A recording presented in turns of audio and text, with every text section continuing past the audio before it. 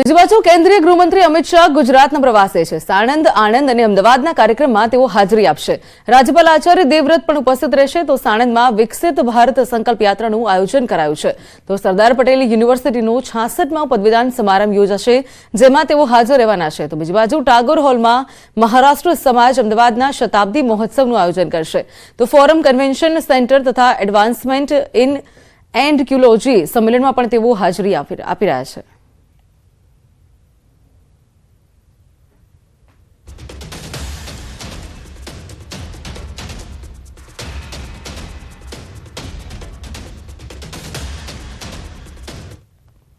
બીજી બાજુ રાજ્યભરમાં વિઝા એજન્ટો પર સીઆઈડી ક્રાઇમના દરોડા અમદાવાદ, ગાંધીનગર, વડોદરામાં કાર્યવાહી કરાઈ છે। વડોદરામાં સીઆઈડી ક્રાઇમનું 12 કલાક ચાલ્યું છે સર્ચ ઓપરેશન। વિઝા કન્સલ્ટન્ટ ઓફિસમાં સીઆઈડી ક્રાઇમની તપાસ ચાલી રહી છે। તો અત્યાર સુધીની તપાસમાં થયા છે અનેક મોટા ખુલાસા। આ દરોડામાં કેટલીક શંકાસ્પદ માર્કશીટ પણ મળી આવી છે। તો ગુજરાત બહારની યુનિવર્સિટીઓની શંકાસ્પદ માર્કશીટ મળી આવી છે। આ માર્કશીટ ઘણા મહત્વપૂર્ણ દસ્તાવેજ કબજે લેવાયા છે। તો કમ્પ્યુટર નેટવર્કનું મુખ્ય સર્વર, લેપટોપ, મોબાઈલ કબજે લેવાયા છે। બીજી બાજુ માઇગ્રેશન ઓવરસીઝ નામના વિઝા ઓફિસના સંચાલક સ્મિત શાહનો પણ લેપટોપ, મોબાઈલ કબજે લેવાયું છે। તો એક મોટું બોક્સ ભરીને દસ્તાવેજો, ફાઇલો કબજે લેવાયા છે। બીજી બાજુ સીઆઈડી ક્રાઇમની ટીમના ઇન્ચાર્જ ડીવાયએસપીનું નિવેદન પણ સામે આવ્યું છે। તો 12 કલાકની તપાસના અંતે પંચનામા થશે, જેની સાથે કેટલાક શંકાસ્પદ દસ્તાવેજો કબજે કર્યા છે। તો વિવિધ એંગલથી તપાસ કરવામાં આવશે। બીજી બાજુ ફોરેન્સિક ઇન્વેસ્ટિગેશનનો પણ સમાવેશ કરાશે। રાજ્યની કેટલીક સંસ્થાઓ આ પ્રવૃત્તિમાં જોડાયેલી છે, વ્યવસાયિક સંસ્થાઓ।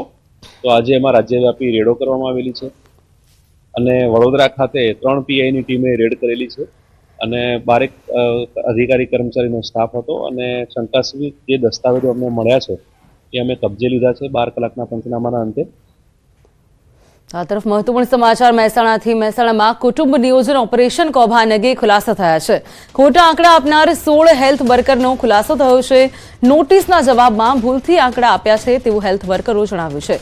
તો 20 ડિસેમ્બરે 16 ફિમેલ હેલ્થ વર્કરનો હાજર રહેવા માટે સૂચના અપાઈ છે। આરોગ્ય અધિકારી સમક્ષ હાજર રહેવા તેઓની સૂચના અપાઈ। તો તપાસ કમિટીના રિપોર્ટના આધારે વધુ કાર્યવાહી કરવામાં આવશે। નોટિસના જવાબમાં ભૂલથી આંકડા આપ્યા હોવાનો ઉલ્લેખ કરાયો છે। ત્યારે કુટુંબ નિયોજન ઓપરેશન કૌભાંડમાં અનેક ખુલાસા થયા છે। આ અંગે વધુ વિગત મેળવીએ કેતન પાસેથી। કેતન, કુટુંબ નિયોજન યોજનાને લઈને અનેક જે ખોટા આંકડા આપવામાં આવ્યા હતા, હવે જવાબ એવો આવી રહ્યો છે કે આંકડા ભૂલથી આપવામાં આવ્યા હતા। શું છે વિગતો?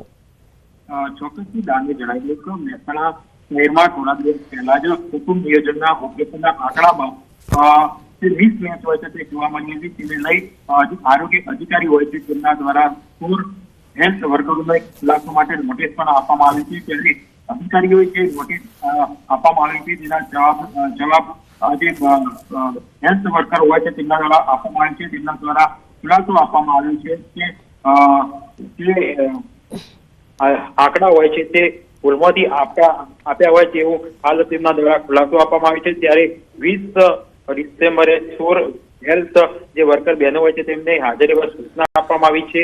આરોગ્ય અધિકારી સમક્ષ તેઓ હાજર રહેશે અને ત્યારબાદ જે તપાસ કમિટીના રિપોર્ટ બાદ તેમની સામે આગળની કાર્યવાહી કરવામાં આવશે। જી ચોક્કસ કેતન, જોડાઈ સમગ્ર માહિતી આપવા બદલ આપનો આભાર।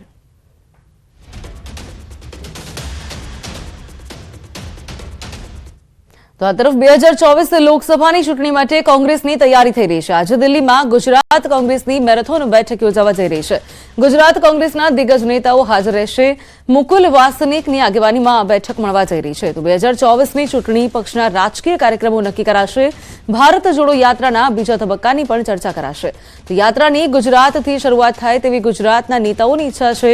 આ નેતાઓ રાષ્ટ્રીય પ્રમુખ ખડગે સાથે પણ મુલાકાત કરશે।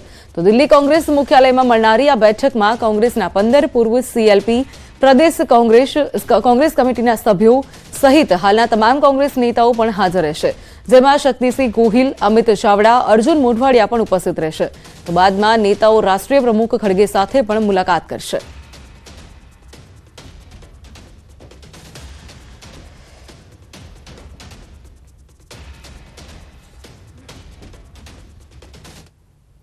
આ તરફ બનાસકાંઠામાંથી ગેરકાયદેસર ગેસ રિફિલિંગનું કૌભાંડ પકડાયું છે। 3 સ્થળોએ ગેરકાયદેસર ગેસ સિલિન્ડર રિફિલિંગ કૌભાંડ પકડાયા છે। 3 સ્થળોએ પુરવઠા વિભાગના દરોડાથી ખુલાસા થયા છે। પાલનપુરમાં એક છાપીમાં 2 સ્થળોએ દરોડા પાડવામાં આવ્યા હતા. તો 3 સ્થળોએ દરોડા પાડ્યા છે, જેમાં કુલ 292 ગેસ સિલિન્ડર જપ્ત કરાયા. તો 4 વાહનો, 3 દુકાનોના કાર્યવાહીમાં સીલ કરાયા છે. રહેણાંક વિસ્તારમાં કરાતા હતા ગેસ રિફિલિંગ. તો છાપીમાં 2 સ્થળોએ ગેરકાયદેસર વેપલો ચાલતો હતો, જેમાં છાપી ઓવરબ્રિજ નીચેથી ગેસ રિફિલિંગ કરતી 3 દુકાનો પણ સીલ કરાઈ. તો હાલમાં પુરવઠા વિભાગે દરોડા બાદ વધુ તપાસ શરૂ કરી છે. તો ગેસ રિફિલિંગનું જે કૌભાંડ પકડાયું છે, પોલીસ દ્વારા તપાસ ચાલી રહી છે. રહેણાંક વિસ્તારમાં ગેસ રિફિલિંગ કરતા હતા. તો પાલનપુરમાં 1 અને છાપીમાં 2 સ્થળ પર દરોડા પાડવામાં આવ્યા છે. પુરવઠા વિભાગ દ્વારા ચેકિંગ હાથ ધરાયું છે. તો 4 વાહનો અને 3 દુકાનો પણ સીલ કરાયા છે. 3 સ્થળોએ દરોડા પાડ્યા છે, ત્યારે કુલ 292 ગેસ સિલિન્ડર જપ્ત કરાયા છે. 3 દુકાનોની કાર્યવાહી કરાઈ છે, 4 વાહનોની કાર્યવાહી કરાઈ છે, તમામને સીલ કરી દેવાયા છે. પુરવઠા વિભાગની તવાઈ બોલાઈ છે. તમામ જે ગેસ રિફિલિંગનું જે કૌભાંડ છે તે બહાર આવી રહ્યું છે.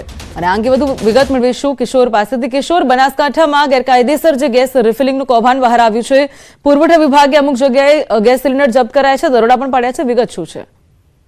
ચોક્કસથી જે ગેસ રિફિલિંગની બાતમી મળી હતી પુરવઠા વિભાગને, તેને લઈને પુરવઠા વિભાગે પ્રથમ તો પાલનપુર અમદાવાદ હાઈવે પરથી રેડ કરી હતી અને ત્યાં ગેરકાયદેસર ગેસ રિફિલિંગનું ગોડાઉન ઝડપાયું હતું, જેમાં જિલ્લા પુરવઠા વિભાગની ટીમે 74 જેટલી ગેસની બોટલો જપ્ત કરી હતી. અંદાજે 1.5 લાખનો આ મુદ્દામાલ જપ્ત કરાયો હતો. તે બાદ પુરવઠા વિભાગ દ્વારા વડગામ તાલુકાના છાપીમાં પણ રેડ કરવામાં આવી હતી. ત્યાંથી 42 બોટલ કબજે કરવામાં આવી હતી. અને જો કુલ વાત કરવામાં આવે આ રેડની, તો અલગ અલગ જગ્યા પર રેડ કરીને 292 બોટલ જપ્ત કરવામાં આવી છે અને આ સમગ્ર મામલે વધુ તપાસ હાથ ધરવામાં આવી છે પુરવઠા વિભાગ દ્વારા. સાનવી, ચોક્કસથી કિશોર, આપ જોડાયેલા રહેજો અમારી સાથે. તો હાલ પુરવઠા વિભાગ દ્વારા તપાસ ચાલી રહી છે અને વધુ આગળ જે કાર્યવાહી છે તે પણ ચાલી રહી છે.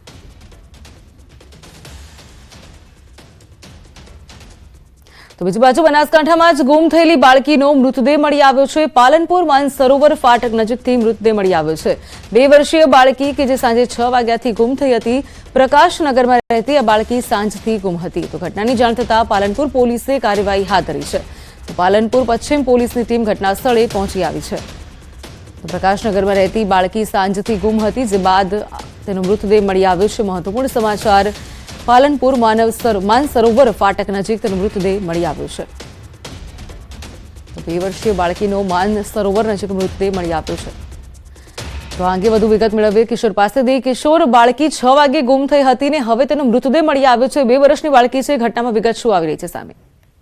ચોક્કસથી દાનવી, પાલનપુરના માનસરોવર ફાટક પાસેથી 2 વર્ષીય બાળકીનો મૃતદેહ મળી આવ્યો છે. આ બાળકી પ્રકાશનગરમાં રહેતી હતી ને 6 વાગ્યાથી ગુમ હતી અને તે બાદ બાળકીની શોધખોળ પણ હાથ ધરાઈ હતી અને ત્યારે જ આ મુદ્દે મળી આવ્યો હતો અને સ્થાનિક લોકોએ ઘટના સ્થળે પહોંચ્યા હતા અને પાલનપુર પશ્ચિમ પોલીસને જાણ કરતા પોલીસ પણ ઘટના સ્થળે પહોંચી હતી. જ્યારે પરિવારજનો છે તેમનું કહેવું છે કે આ બાળકીની હત્યા કરવામાં આવી છે. અત્યારે તો આ સમગ્ર મામલે પોલીસે વધુ તપાસ હાથ ધરી છે કે બાળકીનું મોત કઈ રીતે થયું છે અને આ બાળકીને કોણ લઈ ગયું હતું. દાનવી, ચોક્કસ કિશોર જોડાઈ સમગ્ર માહિતી આપવા બદલ આપનો આભાર.